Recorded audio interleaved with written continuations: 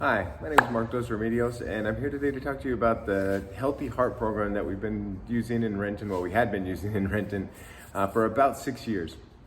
So the program originated as a way to let people know if they had blood pressure issues. So the fire service as a whole, we obviously started off, firefighting and public safety, and slowly we've done more and more hats, and the most common thing we do now is emergency medical services.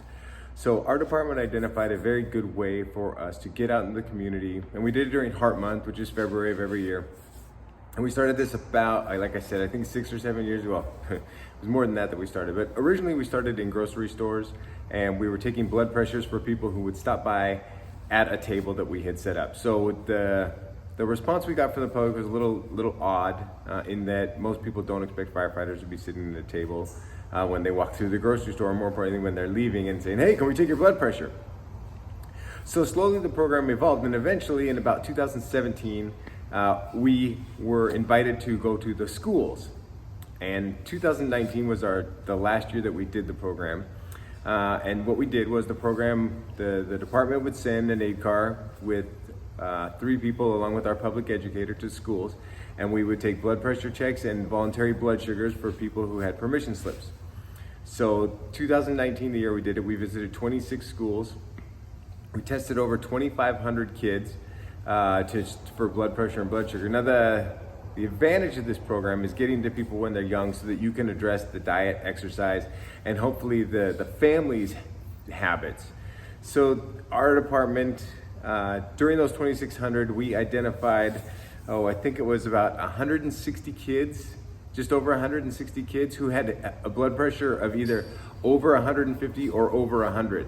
And then as far as blood sugar alerts, we were testing people for blood sugar over 200, and we sent out 15 alerts. So when you look at the percentages and what that program identified in our small community, testing 2,600 kids and identifying 160 of those kids that already have either hypertension or pre-hypertension at those ages was alarming. And the scariest part, I think, at least when I look at the data, was that of those 160 plus kids that we identified, 109 of them were in elementary school.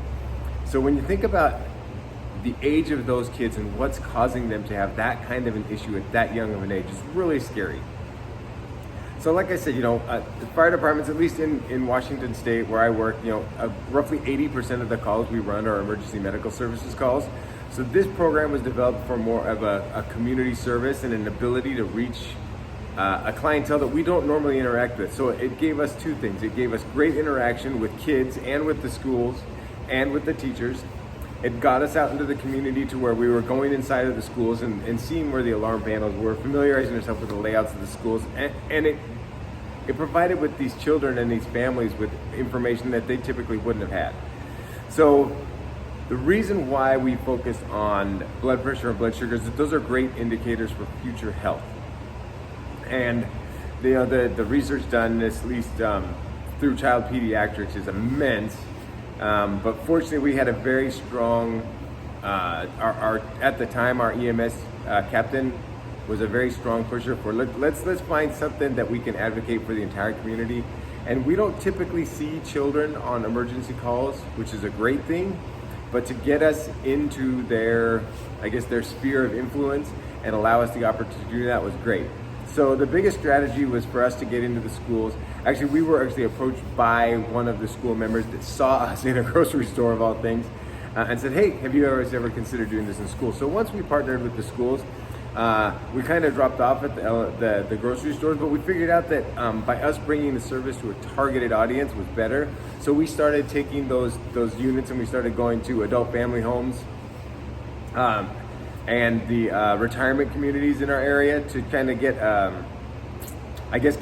target audience, basically. So the Healthy Heart program, unfortunately, because of COVID restrictions and everything, it has not come back. But ideally, the program will be revitalized now that we actually have a new EMS captain coming into play. So hopefully that person will have a great role in that. But like I said, the program as it started was basically drop in your local grocery store and get your blood pressure checked, and it slowly evolved, and eventually we got into the schools and we started doing some great work there. So as far as the community service and what the fire departments can do for communities, as far as fire safety, public education, and community health, this program was a great and hopefully will again be a great community health program. I appreciate your time. Thank you very much. I hope you have a great day.